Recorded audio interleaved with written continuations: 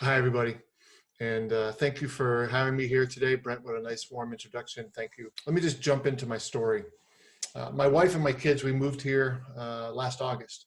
And just to put it out there, it was difficult to say the least. We came extremely excited about Willow. But when we finally came to Willow, we asked somebody about small groups. And what we found out is there wasn't any. For me, it was like Michael Jordan not being able to jump. The two just didn't go together. Finally, I met up on the football field with a guy by the name of Mark. Mark was in a discipleship group with Brent, whom you met just a few minutes ago. And they welcomed me into their group. And that's why I'm here today. Let me tell you why I needed those guys. My son was experiencing some severe emotional and behavioral problems. Before we had left our last home and moved to Illinois, we had had 4 police visits to the house. We had 5 emergency room visits, and he was acting out, and it was creating a lot of trauma on the family. Now, we figured that might have been because of the move, and it's traumatic when you're a military family and you have to get up and move. We had moved 9 times in 10 years, but this was a little bit more severe and a little bit more perplexing.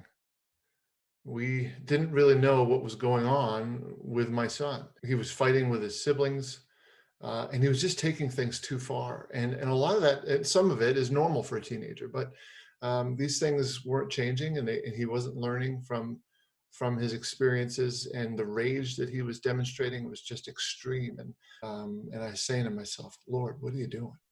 What's going on? You know, to use the metaphor from that last movie, like, where are you chiseling me?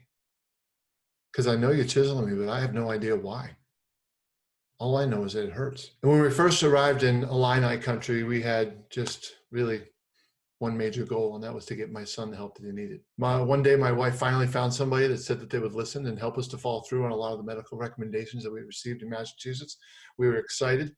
And then all of a sudden, the woman, this receptionist who was taking down the information without telling us, decided to call DCFS on my son. We were beside ourselves. With all that we had been through, it was double jeopardy for sure. It was just a nightmare. My family that night was interviewed and recorded. My 9-year-old son shared honestly that he hated it when his older brother would give him a nut shot. The kids do that these days. I've seen it in the movies. They play around, boom, they hate each other, they laugh. But my son decided to share that night. And my daughter, because of all the wrestling and things like that, decided to share that she hated it when they wrestled and he wouldn't get off her. And that's all it took. My son was arrested later that night and sent to juvenile detention. He was in jail. And they honestly, I know in retrospect, they were looking for like predatory behavior, and they wouldn't quit until they found something that was close enough. And politics were involved and blah, blah, blah from before we even got here. But that's exactly what happened. But it was my son. I met up with him in prison. I told him that we were going to get him out and not to worry, and that we didn't do this to him. But as I looked in his eyes through those little tiny holes that you can speak through, plexiglass, I don't think he really believed me.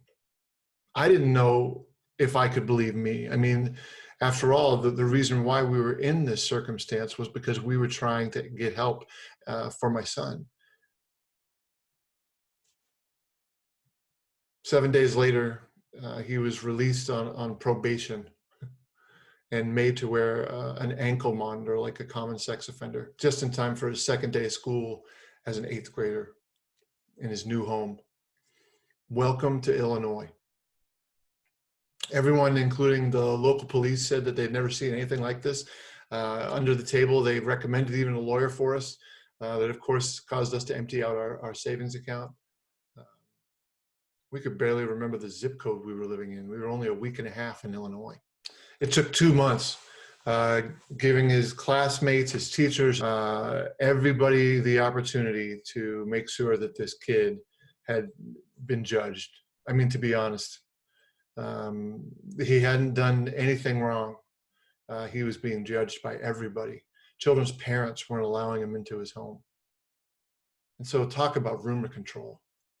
2 months, like I said, it took to get that ankle monitor off, and then 2 more months before the judge reviewed the details of the case and then said there is nothing that he could or would convict him on.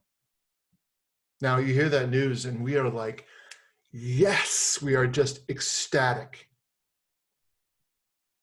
But within a few moments of that feeling comes this rage inside of you, this anger. We were happy on one side that this was finally coming to an end, and yet we were sad because we still had to deal with my son and the scars from all of this happening, and a system that we reached out to for help and decided to do this to us. And but angry that it did. I really felt a sense of persecution that I had never felt before. And that battle isn't over.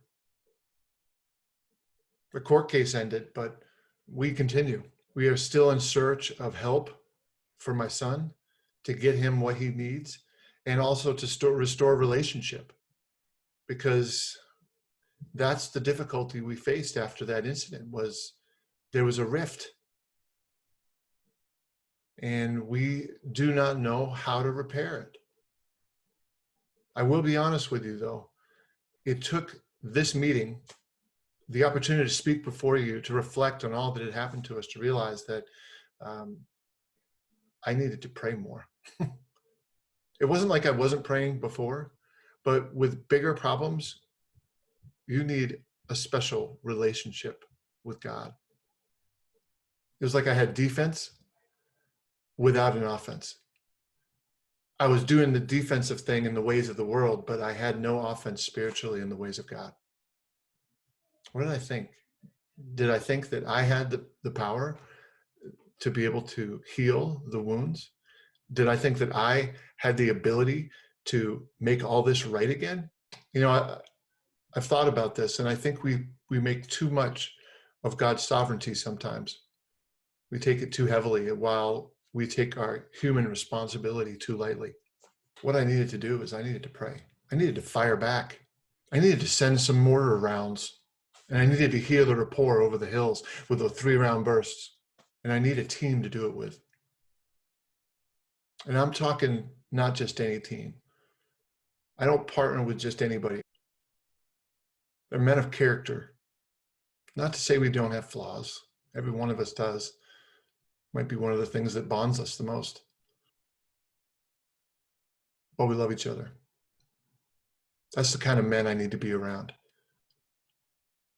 Men who will help me to plan the assault, help me to return fire, hold me accountable to finding new ways to love my son.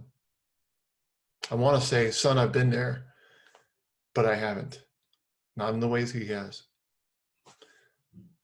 But I have something to offer him. And it's like the prodigal with my arms outstretched. Son, just come to me. I love you. And I have to stay there with my arms outstretched, ready for it when it does eventually come. And I pray that it does. Now, I'm not coming to you today as somebody who knows what's going on, who has things kind of all figured out.